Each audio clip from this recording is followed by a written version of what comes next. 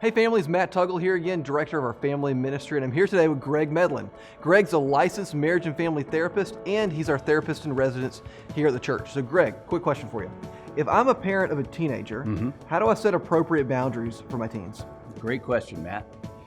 What I'm hoping for parents is that you've already been setting boundaries, and the boundaries really should be starting from basically the day you bring the baby home from the hospital. I want parents to be able to be co-parenting in a way that is creating a healthy, mature, responsible adult. And that is done through all stages. But let's assume for a minute you haven't set the boundaries yet. So I think it's really important for parents to decide first, where are the boundaries coming from? Are they coming from a place of love, or are they coming from a place of fear? Now, most people actually do boundaries from a place of fear. Something scares them and they decide to come down really hard on their teen. That's not good, that's not healthy. So parents need to decide first, what is the boundary? Where's it coming from? Hopefully from love. And as joint co-parents, they need to decide what is an appropriate behavior and what is an inappropriate behavior. The appropriate behavior needs to be rewarded in some way, and the inappropriate behavior needs to have a consequence. So boundaries are all about consequence. And so I want the parents to decide, what are the behaviors, what's the reward, what's the consequence?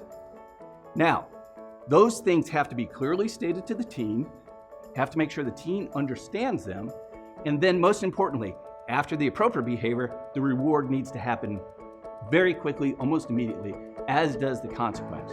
And what most parents struggle with is enforcing that consequence.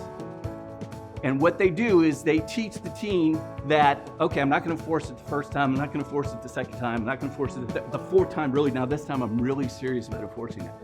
Well, the teen is learning, I can keep doing it for 3 or 4 times before the consequence really happens. So really it's basically, again, what is the consequence? What is the reward? What is the behavior? Love or fear? And I'm going to encourage all of you to sit down as a couple, make those decisions, and then sit down with your teen and talk them through it. Gregg, thanks for that. Some great insight. Now, if I want some additional resources, how might I continue to equip myself?